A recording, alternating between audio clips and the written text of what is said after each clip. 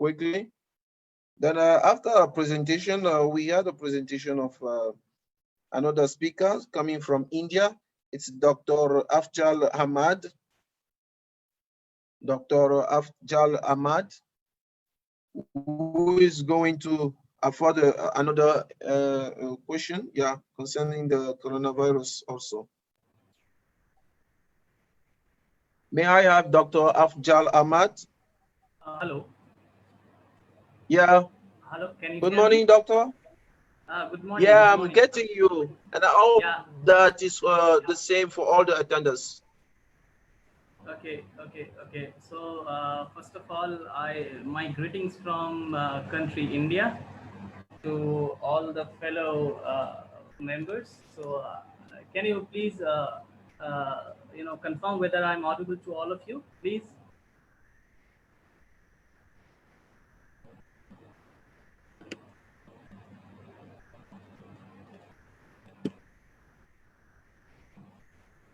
Am I audible to all of you?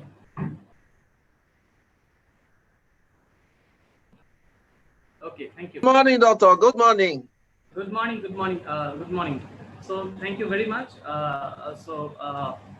First of all, I would like to welcome you and would like to thank the African Initiative for Youth Resilience for giving me this opportunity to interact with all the youth and youth organization across the globe, especially from African region.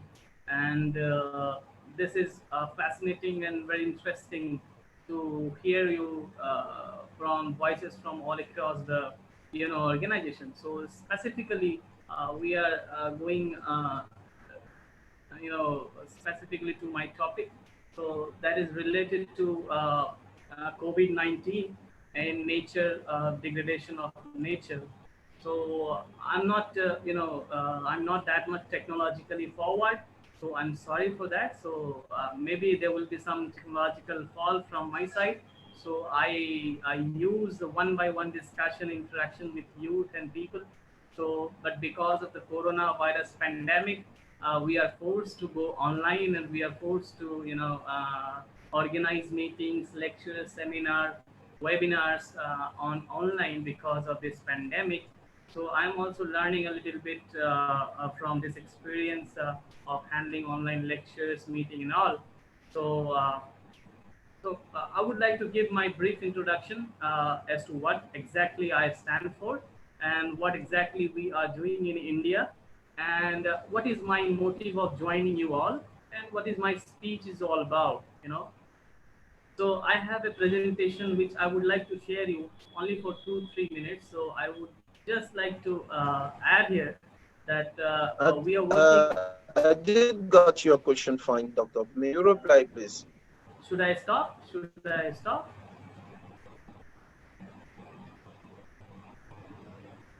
Can I continue?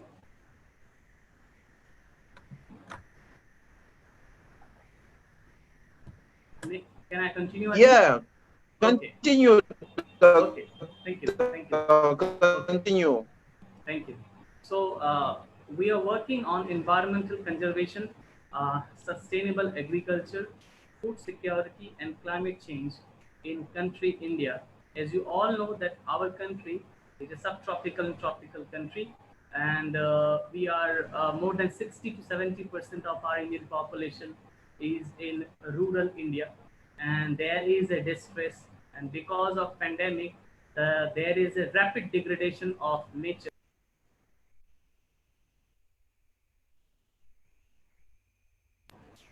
There is a rapid degradation of nature because of this pandemic. Many views are coming Doctor, from we are not getting. Okay. uh, are you getting me now? Yeah, we are getting you. We are Okay. getting you. Okay, thank you. So in South Asian region, from my experience of handling some of the projects, we are dealing with sustainable agriculture and food security. But because of this pandemic, because of this COVID-19, there is extreme labor migration all over the world. I would like to bring about a very important topic very important, state that is to be brought about all across the globe, that there is extreme labor migration from across the corner of the globe because people are losing job and they are forced to return to their home. So in return, what is happening? The nature is responding. The nature is responding in such a manner that there is a very difficult, very daunting effect on agriculture production and climate change. Many of the scientists and many of the researchers are of the view that because of COVID-19 and because of this coronavirus, there is global lockdown and there is possible positive effect on climate change because of lower pollution from the automobile sector or from factory or industry, which are now closed for some time. But for other side, if talk about the other side, this coronavirus has also caused unprecedented financial, unprecedented economic, unprecedented social, and institutional loss to our country and also to all across the globe. I think the situation is also similar in Africa and also to other parts of the European or North American and South American country. So I think as a youth organization, what we must do is to come together and unite together and also to share view on how to raise our voice and how not to stop our interaction because of this pandemic. So I would like to show my slide, so which is not that much interesting. So I will tell you as to how exactly we are going for.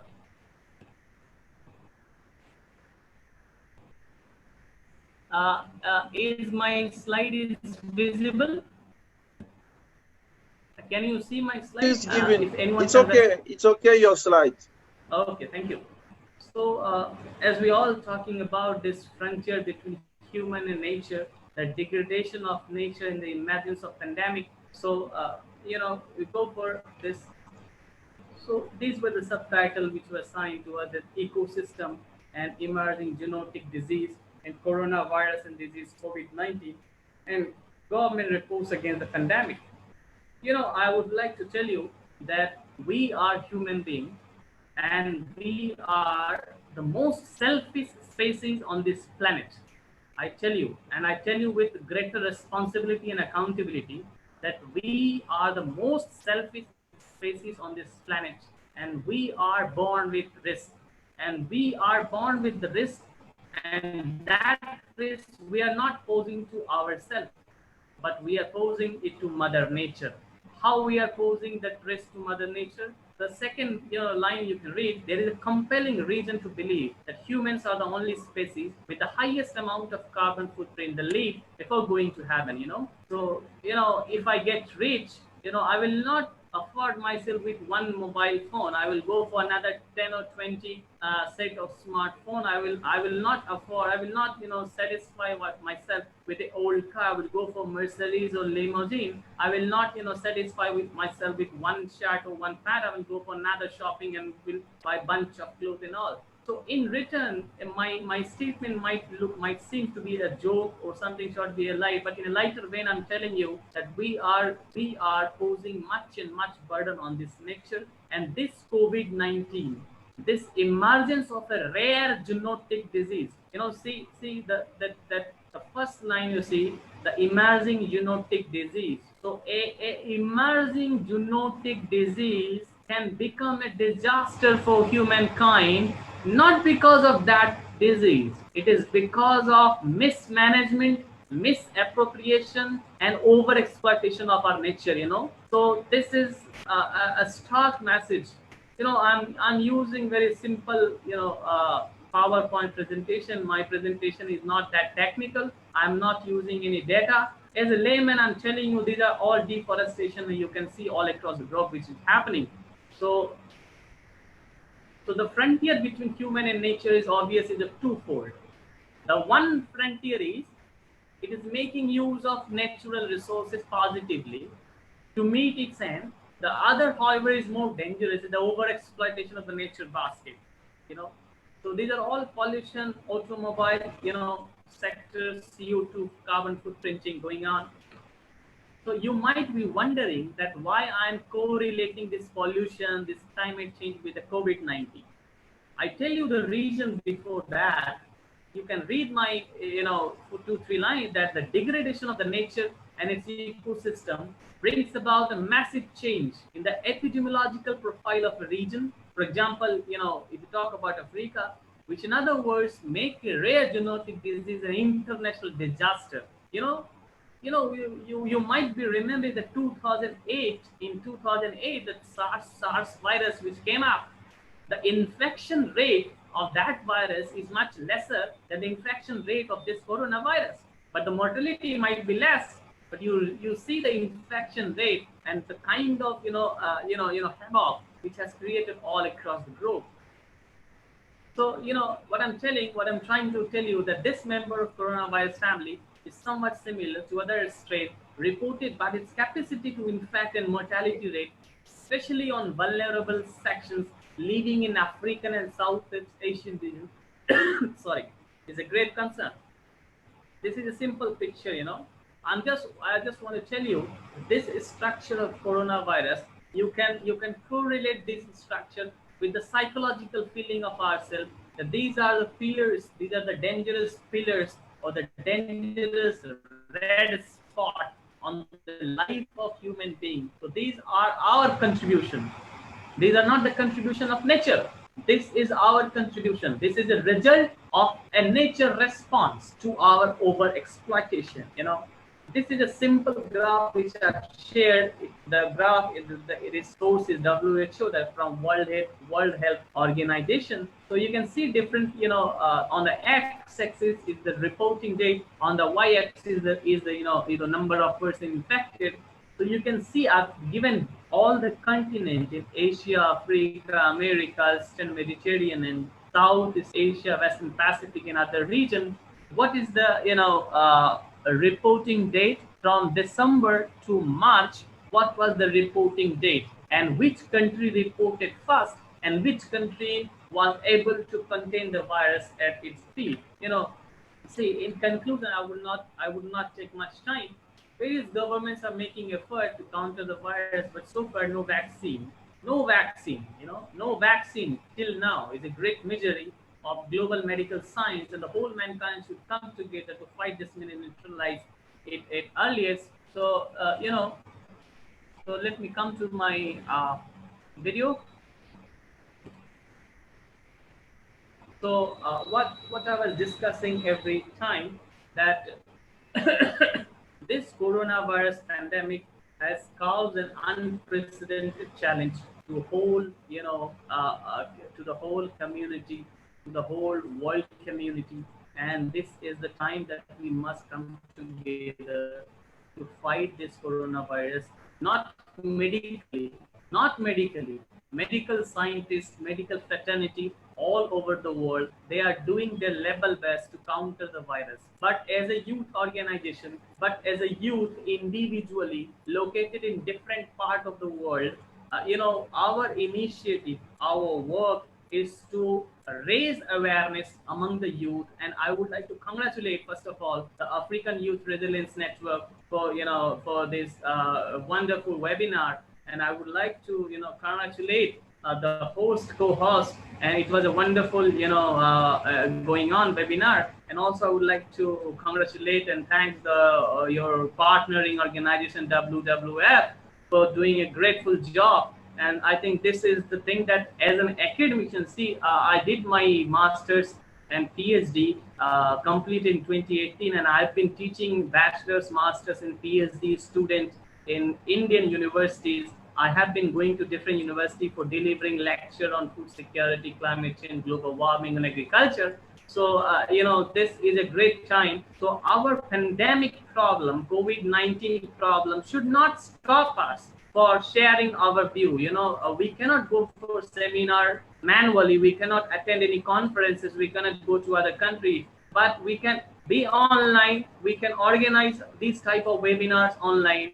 So it is fascinating that in my room, small room in this my country, I'm able to connect with all the scholars, all the good participant, interested youth and youth organization from across the globe, Kenya, Netherlands. I can see from chat that there are different organization and youth organization working in this field. So my humble suggestion and my humble suggestion would be to kindly raise awareness about the COVID-19 and try to help out the poor. In my country, what is happening that I tell you that my country is a developing country. We are trying our level best to fight the pandemic, but because of the economic condition of our most of the people, we are trying our level best and thriving. So my suggestion would be to please help the poor who are stranded in this COVID-19, who are not getting 3 times food, who are not getting clean water, who are not getting drinking water. So please help them, please help them, please help them. And also as a youth organization, try to raise awareness about social distancing. Also kindly raise awareness about what to do, what not to do during this pandemic. And definitely I pray to the Almighty Allah that definitely this pandemic will go once and we will come together again to Thank you so much. raise issues of environmental importance. And definitely we'll go for another round of different environmental conferences that will be taking place in our one or other country. And also it is also fascinating to learn that your webinar is having another set of good scholars. So it will be great to listen to you all. So as an agriculturist, as a climate change activist, as a vocal leader in climate justice, I would like to just submit and would like to confirm and conclude that very much thank you to the organizing partners for organizing this webinar. And two more suggestions that why your local solution to the global problems.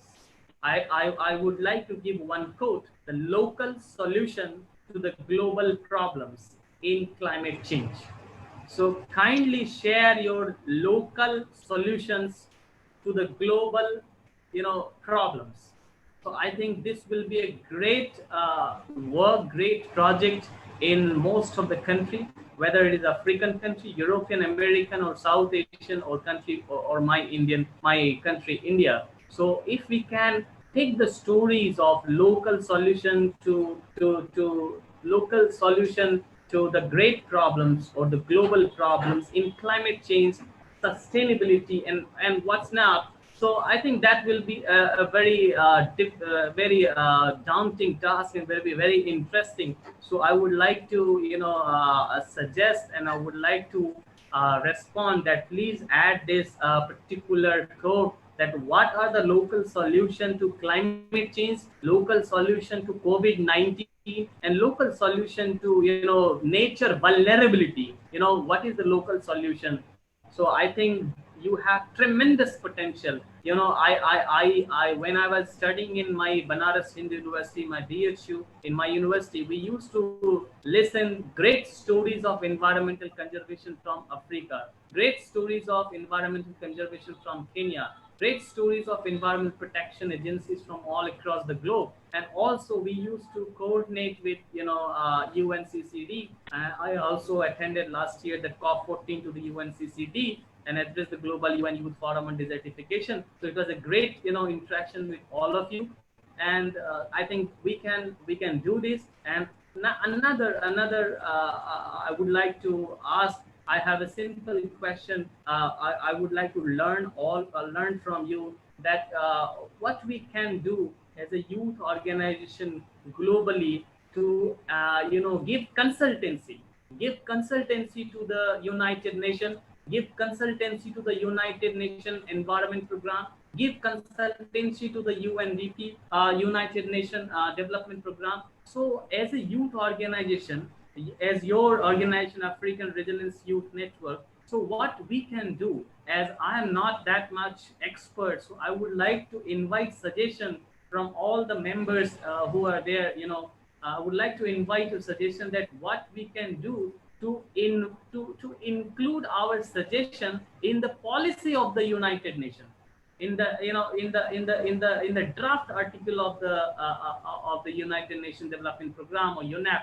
So what we can do to make our voices heard at the global level, and that is most important, because until and unless if we cannot influence the policy, global policy at the global level, it is difficult to influence and make our voices heard at global level. So I would like to also ask for suggestion. So as I'm very young and I'm not that much expert, I'm hardly the 3 or 5 year experience in the field after doctorate. So I would like to ask the suggestion that what can we do for consultancy, the broader consultancy, the global consultancy for climate change. Can we create a network of youth who are specializing in, suppose, clean energy? Can we create a group of youth who are specializing in agriculture? Can we create a group of youth who are specializing in renewable energy sector? Can we create and maintain a youth group who are specializing in animal conservation? Can we create a group who are specializing in sustainable energy and development? Can we create a group who are specializing in labor law and reform? Can we create a group all over, another a set of broader constituency to make this world a very happy, more happy place to live in? So my praise goes to all my fellow brothers and sisters all across the globe, that kindly be safe and stay home, and try to help out the poor whatever is possible from our side. And in this COVID-19 will go once, but we have much more lesson to to learn, and we have many assignments, we have many projects, and we have many avenues and opportunity that we are learning from this pandemic all over the globe. So these are the two suggestions which I'm giving, that one is the local solution to the global problem, and second is the youth constituency or the youth consultancy to the United Nations to make our voices more heard. So thank you very much. I conclude with this, and I would like to thank the organizer for giving me this time, for allowing me to speak with all of you, and thank you. So this was a slide I was looking for. So thanks a lot. Jai Hind. Thank you very much, Dr. Afchal from India. It was a very great pleasure of having you here and this morning with us, Africa Youth. And I'm sure that the call you made kindly share local solution to a global problem. That call is now reaching all of us, and it's really important. And I mentioned that this global solutions should focus on climate change issues and also COVID-19, which is not having a vaccine for the moment. Alors, c'était là le docteur Afjal Ahmad de l'Inde qui a fait très brièvement sa présentation, et il a terminé par un appel lancé à tout le monde s'agissant de trouver des solutions locales à un problème ou à des problèmes globaux, à tous les jeunes Africains qui sont innovants dans différents domaines, notamment ceux liés au changement climatique et aussi